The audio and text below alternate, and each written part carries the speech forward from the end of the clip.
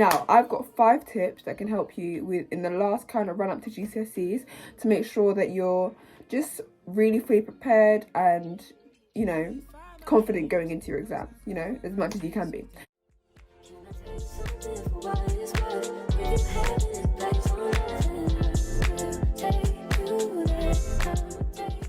Obviously, I'm in year 12 now, so I've already done my GCSEs a year ago, and here are some tips that really helped me, or I wish I would have known going into my GCSEs. Yeah, I want to make this really quick because I'm sure the current year 11s have a lot of revision to get to, so let's get to it. So the first tip is to make sure you know all the content and you are going over it.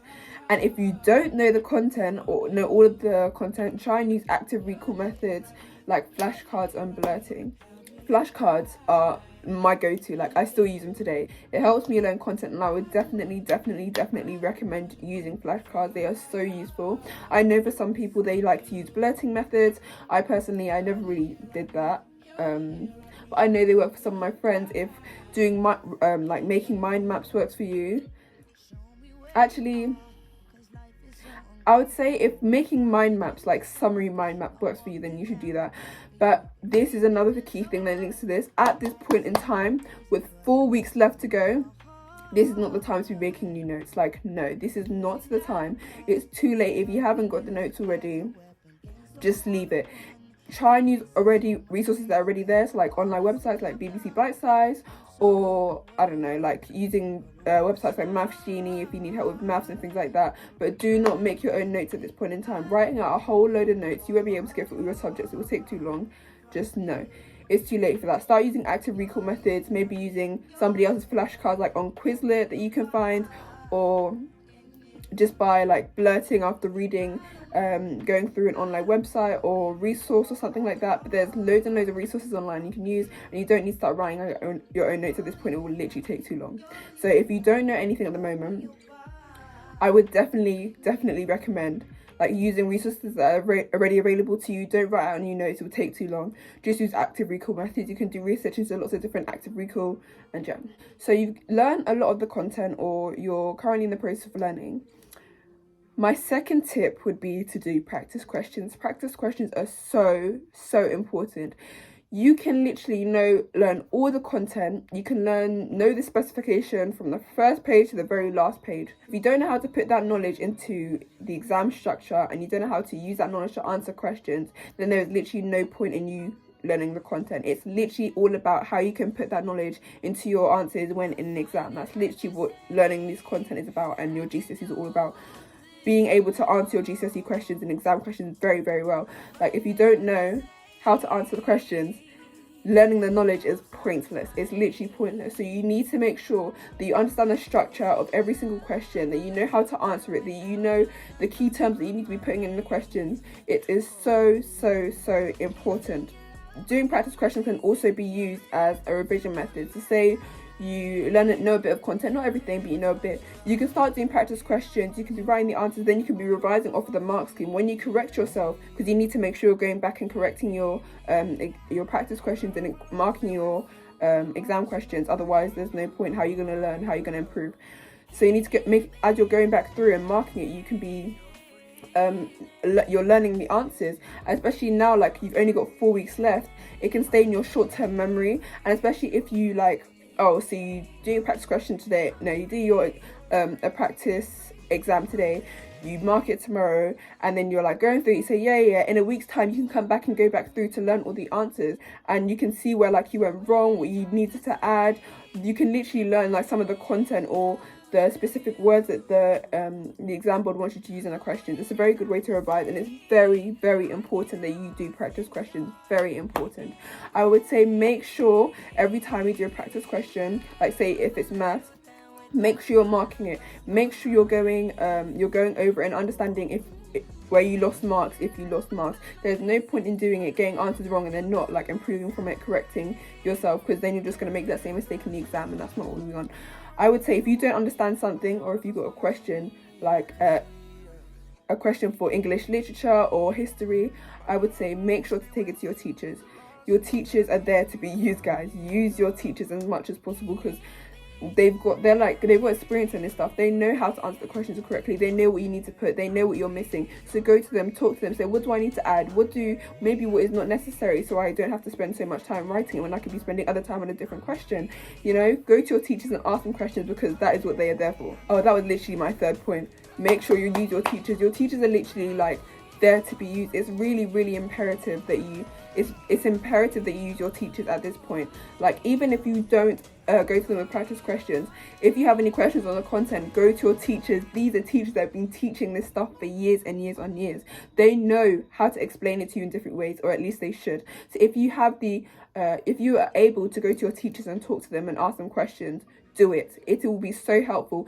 Would you rather go into an exam quite not understanding something because you couldn't be able to go to your teacher, or going into the exam confident that you know the content and you know how to explain it properly because you went and asked your teacher? That's the difference between two grades right there. You know what I mean? So basically, make sure you are going to your teachers. Make sure you're asking them questions. Make sure you're going to them if you don't understand how to answer a question. Just go to your teachers, ask them questions, ask them to mark your questions or your papers or whatever. Just ask them. Like, honestly, they are there to be used. My fourth tip would be to make sure you are focused. This is not the time for any distractions, like, not at all. This is not the time, okay? Honestly, guys, like, if you're trying to get high grades but something is distracting you, say maybe it's TikTok, it's Instagram, it's Snapchat, guys, it's at this stage where you need to ask yourself, are you really serious? Because if you're really serious, you delete the apps off your phone. I'm going to be truthful, I'm going to say it. If you were serious and you know that these apps or something is distracting you, you'll try your very hardest to remove it from your life, delete the app, whatever you need to do to remove that distraction, because this is a time to focus. This isn't about playing around. You've got 4 weeks left. Like, it's not about playing around anymore. If your friends distract you when you're revising, stop revising with your friends. There, I said it. You won't die. You'll be the one rejoicing on results day. I promise you. If something is distracting you, if revising in a certain environment is distracting you, isn't allowing you to properly take in the information, isn't allowing you to properly go through what you want to get through, or is distracting you, don't revise in that environment. Remove yourself from such an environment. Like, you need to start getting into exam mode. Honestly, it's like, it's not a game anymore, guys. It's not a game. It's not a game. It's not a game. It's not a game. This is not a game. It's not a game, guys. It's not a joke anymore. Like, it might have been a joke maybe a couple of weeks back. You were like, oh, so far away. No, they're 4 weeks away now. And this 4 weeks will go like this. Go like this. Okay, Hannah, stop. And my final last tip would be to pace yourself. So you need to make sure you're pacing yourself. Also, not even just to the lead up, but throughout the exams. I was a COVID year. I was the last COVID year. So what happened is my exams were really spaced out. They were spaced out over the half term. And from what I can understand, the exams in 2023 this year are going to be over a half term. But because they were over like 6 weeks, I was putting all my energy in the beginning, and then towards the end, like by the last physics exam, I was just like, I don't care anymore. Like, I honestly do not care. I didn't really revise for it.